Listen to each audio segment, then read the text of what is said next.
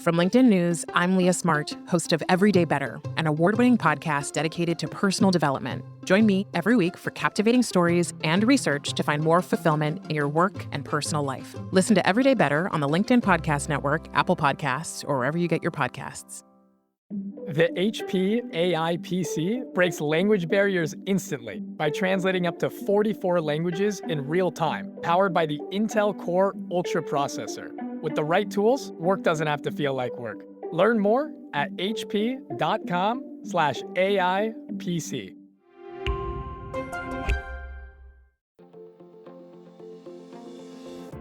Hello, my friend, and welcome to another exciting episode of Negotiate Anything. Thanks for joining us today. With over 10 million downloads and listeners from more than 180 different countries, it's dedicated listeners just like you who have made Negotiate Anything the #1 negotiation podcast in the world. I'm your host, Kwame Christian. I'm a business lawyer, mediator, author, and the proud CEO of the American Negotiation Institute. Now, before we get into today's insightful conversation, I have a golden opportunity for those of you who recognize the power of negotiation in your professional lives. Have you ever found yourself wishing that you could navigate those high-stakes conversations with more confidence? Or perhaps you're looking to empower your team with the art of persuasion and conflict resolution. At the American Negotiation Institute, we've crafted specialized keynotes and workshops tailored for those very needs. We've transformed the negotiation skills of professionals worldwide, and we're eager to do the same for you. We believe the best things in life are on the other side of difficult conversations, and our goal is to help you improve your lives and the lives of those around you, one difficult conversation at a time. Don't let another challenging conversation leave you second guessing. Click the link in the description to discover how we can help you find confidence in conflict, negotiate better deals, and have stronger relationships. Because in the world of business, every conversation counts. And now, without further ado, let's jump into the interview. Frank, thanks for joining us again. Well, I appreciate being on the program, Kwame. It's always nice to be back. It's always nice to have a conversation. Yes, likewise. We're excited to have you again. So for the listeners who may have forgotten, since it's been 2 years since your last episode, let them know who you are and what you do. Yeah. My name's Frank Agin. I am in Columbus, Ohio. I run an organization called AmSpirit Business Connections. And, people are always trying to work up their 30-second pitch and, trying to get it down. I'm 25 years later. I'm still trying to hone it. I'm still tinkering. But, we're kind of a no nonsense networking organization that connects driven small business people to reliable sources of referrals. I mean, there are weekly meetings where people come in and they develop relationships. And as a part of that, they really want to help each other and they learn how they can help each other. And from that, referrals happen. So that's, really what I do. I think we're at 18, 19 franchisees, maybe 10 states. I don't know. I'm always the last to know, right? I mean, if something's happening, who is this person? Which is a good thing, right? But so I don't always have accurate numbers, but order of magnitude. Yeah, no, this is great. And listeners, again, you'll see with my friends, they're very humble. So Frank is one of the most connected people I know, and AmSpirit is incredible. So we'll put links in the description of this episode so you could check it out, because it's like the reach is significant. So if you have a company, having a company that takes a lot. But then to have a company successfully franchise it once, that takes a lot. But 18 times, that's really impressive. So kudos to you. Well, it's actually like 26, but I've had some failures along the way. Listen, you wouldn't be a legitimate business person if you didn't have failures. So, well, but I always tell people, when I go out and work with these chapters, I think we're, 120 chapters now, and I'll go and I'll tell them there have been 200 chapters, so I have failed, but I learn a lot from my failures. You know what I mean? The Buckeyes, let's pick on the Buckeyes. Buckeyes win a game by 50 points. I don't know if there's any learning in that, right? Right. We're on the heels of the Penn State game. There was some learning in that game, failures, challenging times, we learn a lot. So I embrace my failures. That's good. No, this is great. And listeners, for this episode, what we're going to do, we're going to make this one of the open conversations types of episodes. Those have been getting a lot of positive feedback. And because of Frank's background and his success in business, I think it would be great to just open them up and see what's inside. And All right. let's dig into what you just said about the failures, because that's a major part of what it takes to be successful in business, being able to own the failures, learn from them, and improve upon them. And your openness about the failures, especially with the people who are in the chapters, that's really interesting, because a lot of times people try to hide that because it's something that causes them shame. Yeah. And so when you think about your mindset around failure and building upon that, what does that look like for you? Well, I think it depends on the failure. I mean, sometimes you know in the moment that you screwed up, right? I mean, and I am only human. I can have my buttons pushed. And I remember years ago, somebody pushed my buttons, and I forget what it was, but I just turned to them and told them to F off. It was horrible. It was just a horrible moment for me, right? I mean, I knew the second it was out of my mouth that I'd screwed up, and, it's, what are you going to do? You're trying to come back from that. And I own the organization, so it wasn't like I could be canceled or fired or anything like that. I guess you could be canceled in this day and age for pretty much anything, but, I built up enough credit, enough social capital with a lot of people. Like, yeah, okay, that wasn't good, but stop flogging yourself, right? It's done, it's over. We didn't like that guy either, kind of a thing. So so you kind of know in those moments that you've failed. But then there are other times where there are failures and you don't necessarily know it. And the wonderful thing about people, certainly in the Midwest, people are really nice. The bad thing about people in the Midwest is that they're really nice, and you don't know a lot of times, right? I've talked to people in New York, and they'll just pretty much tell you, being nice is when they say no and there's not an expletive, right? It's still, in the Midwest, it's like, well, we'll think about it. Let's think about it, get back to us in a year or whatever. And you just, in their mind, it's like, oh, he's never coming back. And so same sort of a thing. You might fail in a relationship and not really know that you failed in a relationship because they didn't give you a straight answer, trying to spare your feelings. It doesn't really help you improve. And then you kind of come back maybe a year later through hearsay or something like that and find out, here's the reason why. Those are harder to deal with. Having an outburst with somebody is, you just learn to correct those things. We all, okay, I'm not going to let my buttons be pushed. And when I feel they're being pushed, I'm going to walk away, or I'm going to take a deep breath. I'm going to count to 10 and try and deal with it that much better. But when you don't know that you failed, and then a year's gone by and it's like, oh my gosh, there's other things that I probably screwed up as well. That's really kind of a lonely, desperate feeling of, geez, what opportunities did I miss? Because when you don't have the outburst, okay, it's kind of like those signs in companies, right?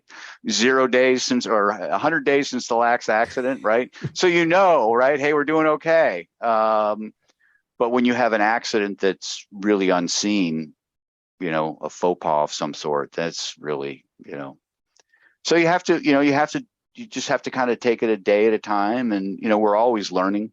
As I indicated about how I describe my business. I'm always learning, listening to other people. You just have to kind of keep after it. Yes. Oh, this is a great response, Frank. I appreciate this. And I appreciate your candor too, because a couple of things. So first, when you talked about that incident, you had to go way back for one of those, like a flagrant foul. Right. Yes. And one of the things that you said is that you have to stop flogging yourself and move forward. And I think a lot of times when we feel guilt or shame for what it is that we do, our internal voice can be our own worst critic, where we continue to beat ourselves up far beyond the point of utility.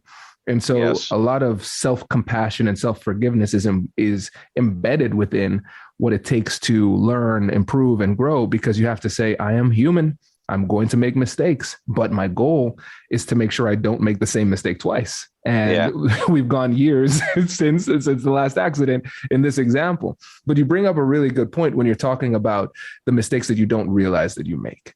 Because you're right, the Midwestern nice is one of our greatest strengths and weaknesses at the same time, because it helps us to avoid important conversations that need to happen, but doing it with a smile that kind of hides our pain. And in those situations, what are some signals when you look back and you realize, oh, there was a mistake that was made, I didn't realize that? When you look back, do you see any signs that you missed that something was off? I don't know that there's actually a sign or a specific incident that I can think of, mainly because, the outburst, which was actually at a Frisch's Big Boy in Dayton, Ohio. I mean, I remember it clearly because it was only one, right? But the little faux pas of every day of maybe not, treating somebody how we should be treating them, they happen all the time. And math and science is great because 1 + 1 always equals 2. But interacting with people is never the same twice. And I hear people saying that, and you probably talk to all sorts of people on the Negotiate Anything podcast. But people are different, and they're different on different days. Situations are different. I mean, a year ago, we didn't have inflation like we have inflation. And so things change and people's mindsets change and how you deal with them. And so it may have been something that happened, during the pandemic, but they hang on to it in a different way.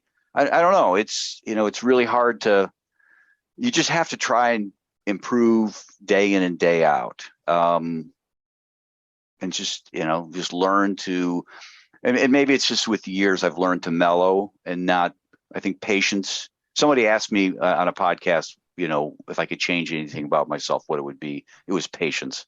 You need to be more patient. And I've always been impatient. I think, well, you're an entrepreneur. You kind of want it. You want it now, right? I left a firm. I was making X at the firm. I figured I'd make X times 2 in a year because I'm hardworking, and it doesn't work that way. Not in a year. It takes time. And you just kind of have to keep after it, and you have to keep after it, and you have to keep after it. And, and so you just, you have to, so I've learned over the years to be more patient. And, I know in the past, there have been times I've really tried to, for lack of a better term, push people in the organization. I know this works, right? I need you to do this. Well, you've got kids, you get it, you need to do it this way because it's worked for me, and what I have found is that to the extent I push somebody, I get resistance. But if I go to them and say, listen, and I do this all the time, I will love you any which way. I'm here to support you as a business person. I think you should do this. If you choose not to do it, I will still love you and I'll still support you, but I think this is a better way for you.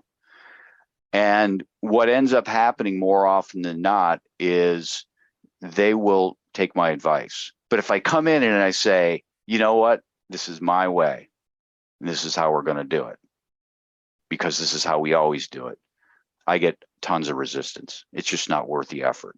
But if you kind of back off and just like, however in fact, there's a study I just printed off. Are you familiar with this? It's a newsletter out there. It's called Cyblog. No. Yeah, it's like $60 a year to subscribe. Really inexpensive. Every day he's got something coming out. It's out of the UK. But this is one of the articles that came out a couple of weeks ago. The one really easy persuasion technique everyone should know.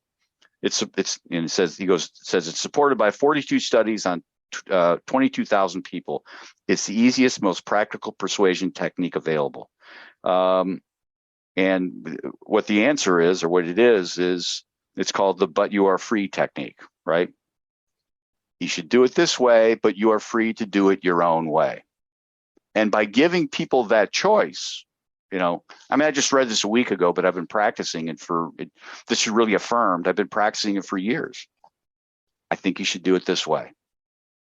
It's my best advice. If you don't, I still love you guys. I'm not going to make you feel bad. I'm not going to say I told you so.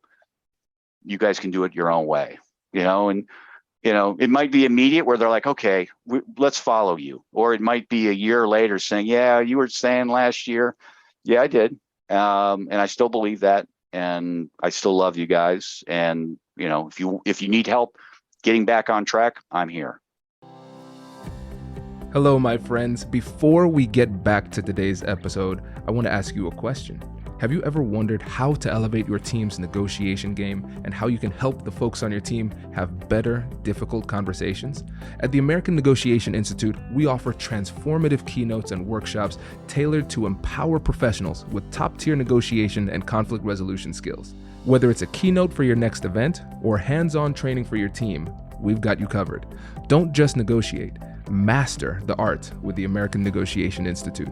Click the link in the description to find out more. Elevate, negotiate, and succeed. Introducing the HP AI PC, your powerful AI assistant. Easily search through personal files, gain valuable insights, and make smarter, more informed business decisions. Unlock the future of work today with the HP AI PC, powered by the Intel Core Ultra processor. With the right tools, work doesn't have to feel like work. Learn more at hp.com/AIPC. This is so good, Frank. It makes so much sense. And I think, again, it's one of those things where the counterintuitive approach is actually the most powerful approach. And I love the fact that you brought in science here. And I love the fact that you gave me another resource. So the A&I team who's editing this podcast, your homework is to find the guy. You said Cyblogs? Oh, I'll email you a link. Perfect. Yeah, I'll email you the article, and I mean, every day there's like 2 that they put out, and some aren't worth my time. They're not of interest, right? Mental health sorts of things. It just doesn't.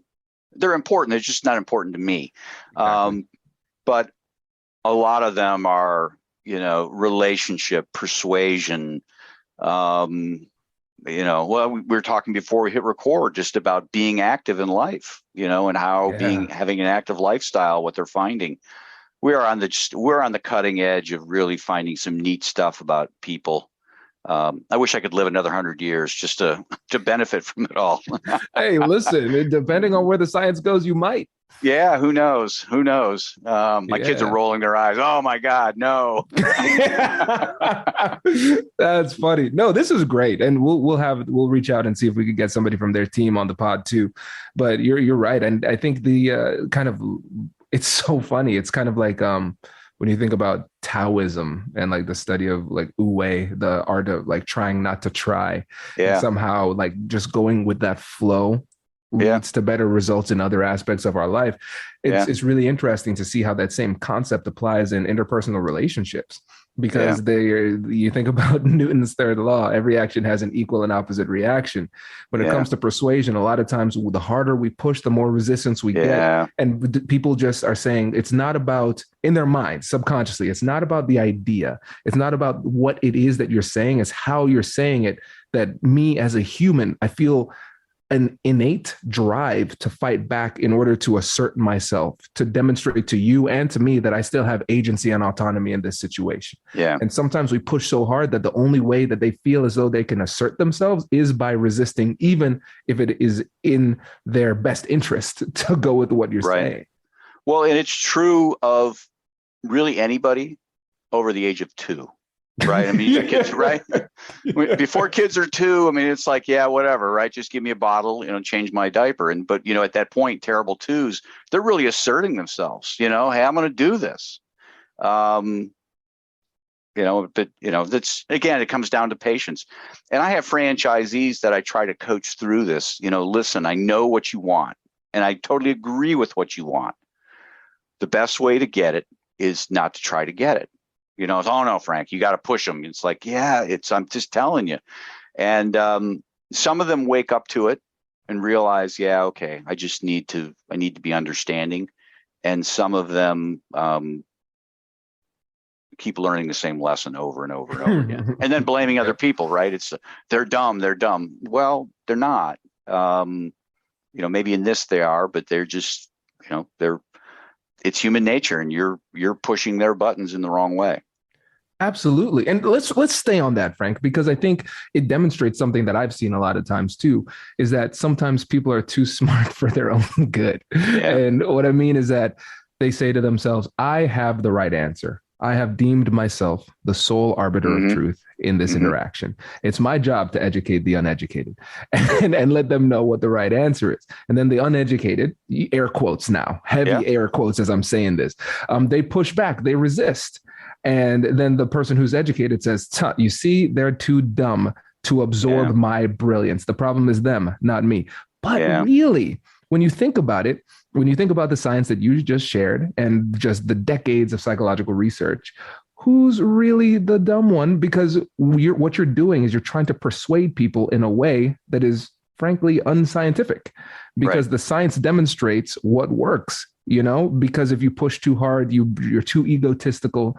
You don't give them an opportunity to agree while still saving face, right? There are just decades of psychological research that demonstrate that this super aggressive approach isn't scientifically sound. And yet people are guided by their emotions and their ego, and it pushes them to approach it in this way.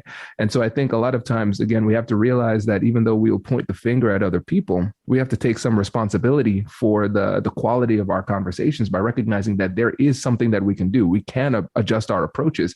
We just have to be humble enough to do it. Yeah. Well, in the end, that's all we can control is ourselves, and it's, we want to control other people. We can't motivate them. We can just kind of put things out there and hope that they,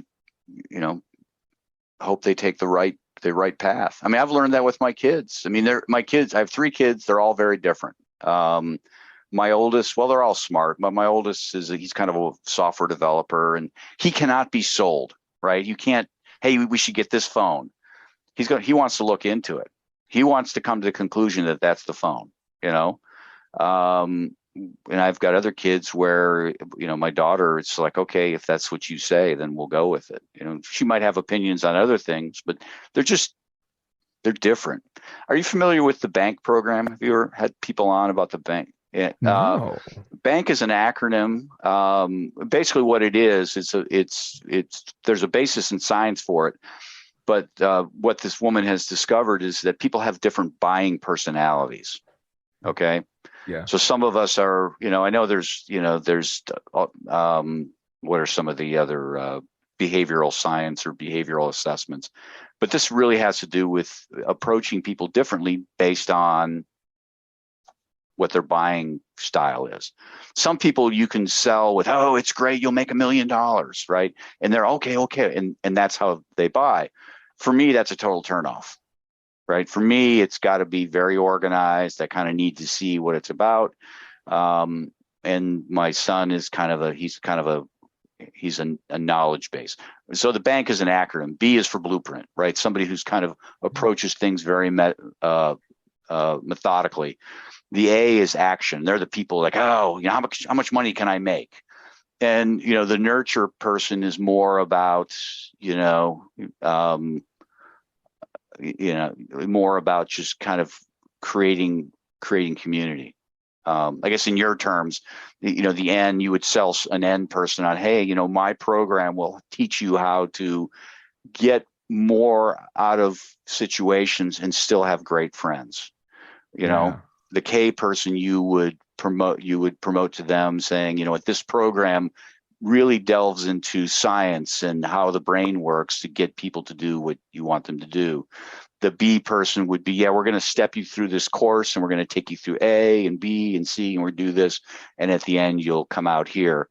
And the A person would be like, man, you're going to go in guns a-blazing, you're going to come out with everything, And so you have 4 different approaches to selling, and you figure out what people are on the front end before you go to talk to them. And there's a lot of people put a lot of signals out there, certainly on LinkedIn, how people put their LinkedIn profiles. In fact, this particular company has a tool that will take people's LinkedIn profiles and it'll analyze them and say, okay, yeah, this is this type of person. Yeah. And it's not perfect. It's humans. It's never perfect, but there's certainly something to it. So Right. very interesting. That's fascinating. No, I've never heard of that, like in particular, the bank approach, but Yeah. it makes a lot of sense. And Frank, it's fascinating too, because like you said, it's not perfect. We're never going to be able to let me not say never, who knows where technology is going, Yeah. but at this stage, we're Right. not able to read people perfectly. But Yeah. what we can do is become better with our analyses, right? And so the more tools that we have at our disposal to filter through as we're analyzing people, the clearer we can get with our persuasive approach, our communication approach. How I build rapport with you will be different from the way I build rapport with other people. Yeah. And I remember this saying, I forget the specifics of it, but what they would say is, well, if you had an hour to chop down a tree, how would you spend your time? And they said, well, I'd spend the first 50 minutes sharpening my axe. Yeah. Right. Right. And I think when we think about persuasion, a lot of times people are looking for a silver bullet. They're looking for magic tricks. Use this simple trick. It wins every time. If anybody says that, they're lying. Right. And if they're telling the truth, get them on the podcast. We'll see. Right. But what we want to do is at the beginning of with our relationships, as we're building rapport throughout the conversation, we're aiming. Who is this person? What do they want? Why do they want it? What really drives them? How do I truly empathize with them and see it from their perspective? And then once I get a pretty solid analysis, now I can start shooting my shot, but at the same time, not pushing too hard, because then I invite the resistance. It's a really interesting blend of art and science when you put these things together. Yeah. Well, and like I say, it changes day to day. It just changes on, just how we're doing. Somebody needs money. Their approach to life is going to be different. You don't know, or they're having a bad day, or I don't know. So it's all very interesting. It takes a lot of energy. It takes a lot of energy to, I have this conversation with my wife all the time. She has a corporate job. She's very successful. It's a lot of spreadsheets, and, she interacts with 3 or 4 people pretty consistently. And, I say, yeah, I was on 2 podcasts today. I'm exhausted, because, and it's like, really, what's so tough about that? But it's like, you're on a podcast with somebody you've never been on before, or maybe on a Zoom call with people you don't know. And we don't realize it, but our subconscious mind is trying to read everything that's going on. And that just takes a ton of energy. Communicating well and connecting at a high level takes a lot of energy. And, people expend energy differently. But I've also run into some people who just seem to expend no energy when it comes to interacting with people. I'm like, why aren't you analyzing anything? But again, I think it is the burden that you carry of being an expert communicator, because you see the world differently. You're seeing the nuances, you're seeing the micro expressions, you're thinking about on a subconscious level, like the psychology that you've seen in your own life. But also, since you're constantly studying, it's like, oh, does this apply in this situation? There's a lot happening beneath the surface for you to appear as calm, cool, and collected as you are in these high-level business meetings and podcast interviews too. Yeah. And so it is very, very exhausting if you're communicating well. Yeah, no, I feel it. Sometimes I just have to go sit in the chair or go for a walk, and I'm just 10 minutes. I just need to kind of, it's like, we reboot a computer, right? To kind of get it functioning better. It's kind of the same thing. I just need to walk away. And well, you probably talk about it in, with the American negotiation is just telling people sometimes the best negotiation is just stop negotiating and walk away and just, let things sink in. Because people throw up roadblocks needlessly. Mm-hmm. And then when they calm down, realize that, we're not fighting over, we're fighting over something stupid, Yes. I'm sure like, marriages that break apart, right? They get hung up on little things. Just principle is a very expensive thing, right? It's very expensive. Yeah. They get hung up on little things, and if they can just calm themselves and just say, okay, you know what, it's really not worth it. It's not worth it for the kids. It's not worth it for us. We're going to be paying attorneys more than this, whatever it's worth, right? Time at the timeshare, which was a bad decision to begin with. Right. It's really true. Because imagine if you're talking to a construction company and you say, hey, can you build this house? Describe the house. They'll say, sure, we could build it. Okay, I want you to build it today. Like all of it today? Yeah, I want all of it today. That's simply not possible. Now let's bring it back to these difficult conversations. Sometimes we are dealing with some big, hairy issues, right? And we want to try to solve it all today. You're trying to accomplish something that psychologically is untenable. It's impossible to get somebody to move that much with that level of emotionality in that period of time. And I remember one time coaching somebody through a difficult conversation that she was having, and she was describing the situation. And I was like, all right, so we're going to approach this incrementally. The first conversation, all you're going to do is you're going to listen. You're just going to listen. You're going to empathize, and you're going to ask some probing questions. They might not have the answer. I don't want you to provide them with your answer or your version. Just ask those questions, and then just tell them you appreciated the time. And then I want you to wait. Then she called me like the next day. She's like, yeah, I had the conversation yesterday. And then they emailed me today and they changed their mind. I didn't even push. Exactly. A lot of times we don't have to, but we have to remember that if we're trying to create a beautiful dish of persuasion, sometimes one of the most important ingredients is time. And it goes back to what you said about patience too. Yeah. Well, that's it.